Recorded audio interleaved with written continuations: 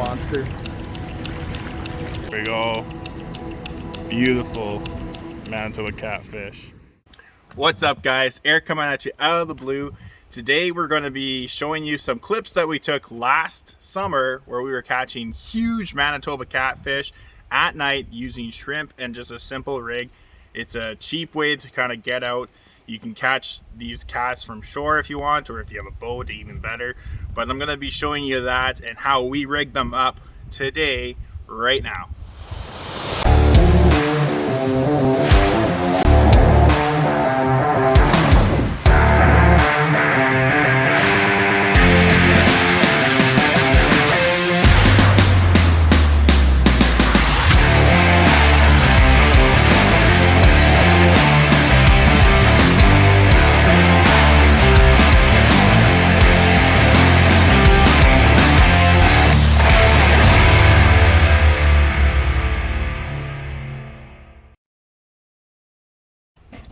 Alrighty, so I'll first show you just quickly the rig that we were using, and we'll show you some clips of what we were catching the fish on. So very simple. I think it's called like a sliding rig. So you have your like bell sliding sinking weight on there. Typically 3 ounces is kind of like the general size I try and go with, and then using some heavier line. So 50s normally, like that's your minimum. Anywhere from like 50 to 100-pound test is really good. Braid is just a lot stronger if you do get snags. And the reason that you want to use this bell sinker is so if you do catch a rock or whatever and the catfish takes the bait, it can slide, and hopefully the cat will be able to pull your weight out, but generally it's not going to be putting a lot of pressure on things. It just can slide a lot easier. Then I just attach it. You can also put a bead here, it helps protect your knot. I don't always do that because I don't always have beads with me, but then you can just use heavy duty snap swivel. Like the better quality ones is kind of what you want, but really make sure it's heavy duty like that, just so if you had anything smaller, the cats could potentially pull and break it off, and then you're going to be losing fish. Cats are going to be having hooks in their mouth. Not good for anyone. I then attach it to anywhere from like 8 to 20 inches for your kind of leader material.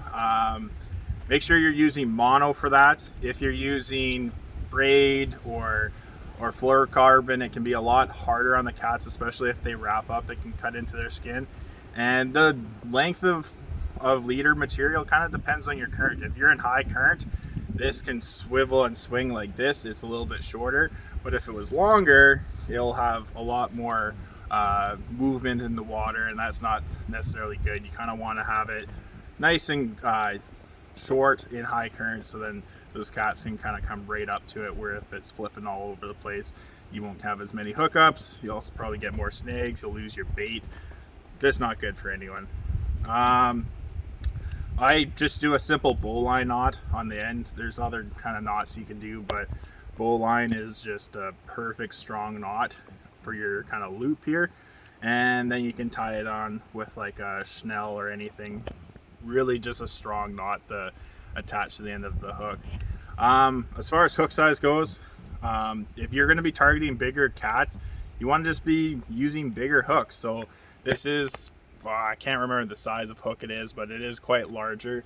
You can get smaller hooks, but a smaller hook might not be as ideal because they can kind of pull it out and break the hook, bend the hook. You're going to be losing the catfish. So kind of the bigger profile is what you want to be using. So that's it all really kind of depends on the kind of cats that you have in your area. If you have like where I am, where we're fishing the Red River, which is the capital of the channel catfish, where we have huge channel catfish, like 40 plus pounds, like 40 inches kind of things. They can easily bend a hook, so you want to make sure that you have the proper size hook for that. It just makes you a better angler. You're not going to be losing them or anything that way. So then what I do and you can use raw shrimp. I don't have any raw shrimp at the time because fishing season is actually not open. We actually have a week left. But even just store-bought shrimp, this is from Walmart, is quite good. Usually I want a little bit larger, but so you can see the shrimp and the hook kind of match up quite perfectly. So what I like to do, and that's why we have extras, slippery little guys. So take your shrimp and kind of feed it onto the head, and kind of go around, and then so the tail part is usually a lot tougher, so I like to try and come out around the tail part, and kind of hard, or I can't. I'm trying to hold it near the camera, but essentially I would like a bigger shrimp than what I have, but that'll kind of get the job done. You can use all kinds of other bait. You can use like chicken livers is pretty popular. If you can catch your own fresh bait like goldeye, mooneye in the water, sucker, you can use sucker for bait for pretty much anything. Basically just chop it up, put a big hook of meat on there. If you had a little bit of plastics, you could just chop a chunk off and then put it on the end here. That'll help it keep on, but I find shrimp, they're just really tough. They generally don't come off. And then when your catfish comes along, he'll come, take a bite, and then kind of gets hooked in their mouth. And that's why these octopus and circle hooks work really, really well to kind of catch your catfish. So I just put some cocktail sauce on there just because that's for me. But yeah, fishing with shrimp works really well. Let me show you what we caught using this at night right now.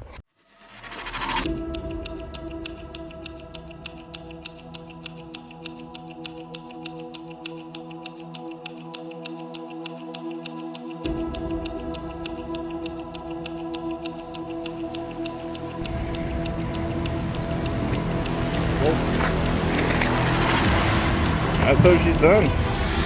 There you go. That's how we do it.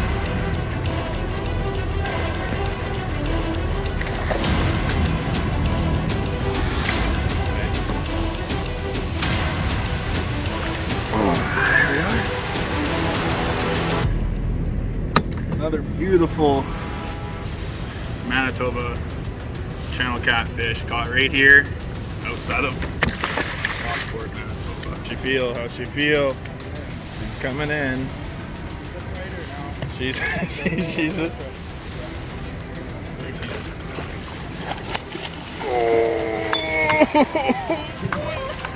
I got it. You got it? A catfish right here. Massive. Alright, we got a second one. Yeah, oh, not quite as big, but taking big runs.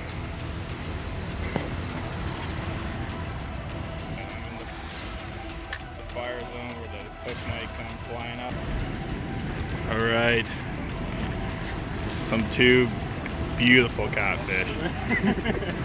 Alright, here she comes, here she comes, here she comes! Woo!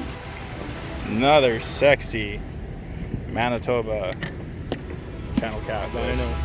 Albino too. Look at that color on her. It's the one we've been waiting for here. That's the real question. Oh boy. Oh! After. Nope. Got off. Sometimes how she happens there. Fish to the tally here. This one's pull and drag. Hey.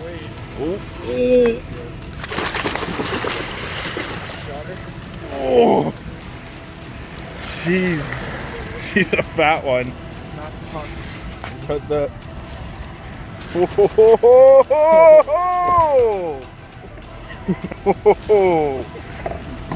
That is Your Manitoba Master Angler Channel Catfish. Alright, got some pics done. Beautiful, beautiful Master Angler Channel Catfish. Caught right here, Lockport, Manitoba. Let's put her back.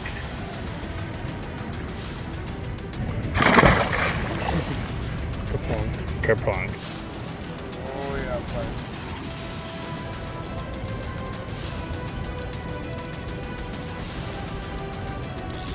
It does hurt your wrist after a while. Yeah. Oh, she's a monster. Another monster. Here we go. Beautiful Manitoba catfish. Alrighty, so that's kind of like some of the cats that we can produce, and there's just so many. Especially like we're pretty blessed of where we are with the Red River, just stacked with catfish. Lots of big ones, lots of small ones, multi-species. It's amazing. But generally that's kind of just the nature of catfish. It's not just particular to our area where night fishing is the best. Like cats, they're nocturnal. That's when they do a lot of their feeding. You can catch them during the day for sure. It's definitely not limited to just at night, but night fishing is so much fun. A lot of times when I was younger, we would set up on shore, have a bonfire, cast our rods out. If you attach like an alarm system or a bell system that you'll actually hear when you have a cat on. So it works really, really well. And it doesn't have to be very expensive to actually get them set up. So one of our rods that I have set up on is an Optics 80. It's pretty oversized, but it's able to handle just a bigger fish. So especially when you're fighting in current, plus you're catching a bigger fish, it's just going to pull, and it's so much fun.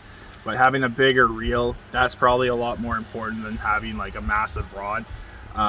Basically, if you can find yourself like a heavy rod and you're using your drag properly, and you're not, I've seen guys where they're just full on going to limbo and they're setting the hook backwards, and you might have a snag at that point, and that's when you're going to be snapping your rods kind of thing. It's not necessarily catfish that are going to snap it, but making sure that you have a stronger rod that can handle that extra weight and that pull, and then having the reel that's able to reel them in.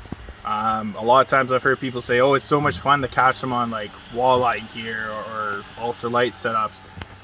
You can definitely do that if you want to tire out the fish and just put it through like just a nightmare of a time, because it's going to be taking runs, it's going to get tired.